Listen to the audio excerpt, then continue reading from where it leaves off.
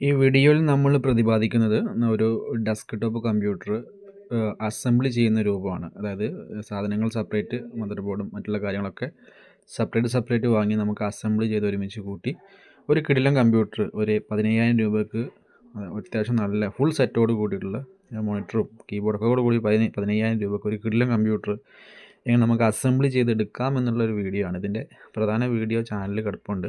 അത് താഴെയുള്ള ഒരു പ്ലേ ബട്ടണിൽ ക്ലിക്ക് ചെയ്താൽ ഇതിൻ്റെ പൂർണ്ണ വീഡിയോ നിങ്ങൾക്ക് സെപ്പറേറ്റ് കാണാൻ പറ്റും. ഇതൊക്കെ ഞാൻ വാങ്ങിയിട്ടുള്ള ഫ്ലിപ്കാർട്ടിൽ നിന്ന് എടുത്തിട്ടുള്ള എക്യുപ്മെൻറ്റ്സ് വെച്ചിട്ടാണ് നമ്മളിതെല്ലാം ഒരുക്കൂട്ടിയിട്ടുള്ളത്.